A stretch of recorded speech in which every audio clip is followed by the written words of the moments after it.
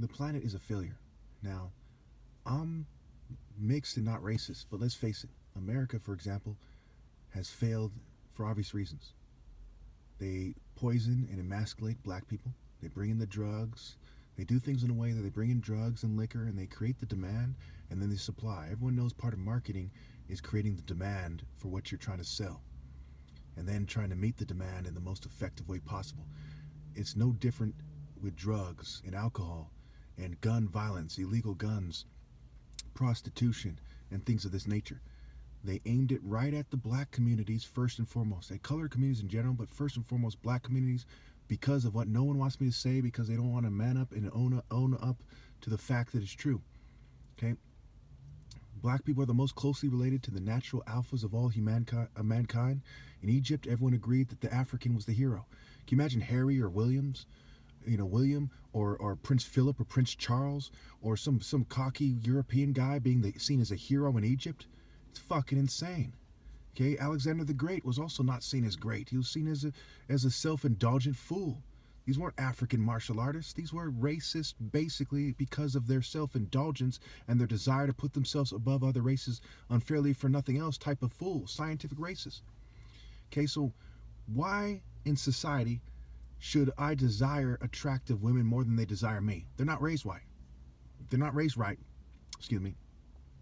And they're not raised with certain values that would allow them to transcend their attractions and their inclinations, proclivities, and tendencies.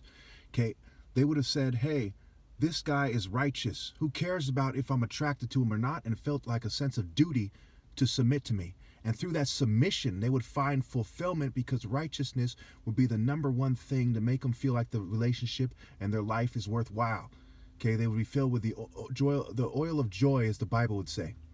But instead, they take on a corporate kind of philosophy and refuse to submit to righteousness. A lot of times they have a kind of bunny, kind of silly smile on their face. Sometimes they have a stern feminist look. They refuse, a queer look in their eyes. They're in different states of mind that aren't receptive to righteousness. They are sick in the head. It's not just the LGBT mentality I'm talking about. It's all the allowed cultures that refuse to receive God through me.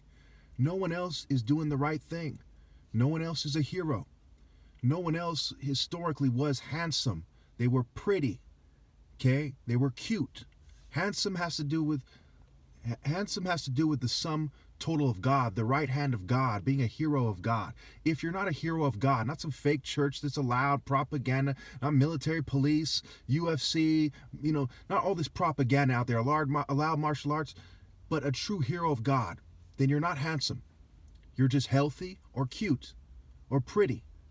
And that's some bitch-ass fucking shit. That's why vir in virtue means man. Women do not want to marry men as part of the problem. They want to marry people that are in cultures that are allowed because they're conformist, they're trendy, they're groupie.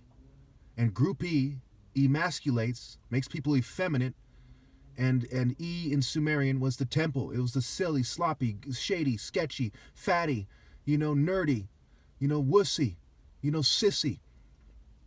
These people don't have moral might. Micah says the Spirit of God is mighty. Isaiah 9, mighty God. Exodus 15:3, the Lord thy God is a warrior. I can't go over these scriptures enough. Isaiah 42:13, the Lord will march out like a warrior, a champion, a hero, champion. C, Ham, P, on. Cush, C-U, shh. Cush begot Nimrod. Nimrod was a mighty warrior before the Lord. And he founded Babylon, where Abraham is from. It's not as simple as saying he's a Babylonian. Before Babylon the Great fell, Nimrod founded it, and Abraham lived there in Chaldea in Ur, which was part of the Babylonian Empire. What don't you people get? Amos 9:7, Nahum 3. Okay, are you like the Cushites who have a strength that is boundless? Amos 9:7. Are you not the same to me as the Cushites, O children of Israel? Okay, Amos 9:3. Amos 9:7. It's that simple. Am I rubbing it in that I'm the top martial artist? No, I'm telling the truth. These people won't give me my rightful place. Not a single person obeys God through me.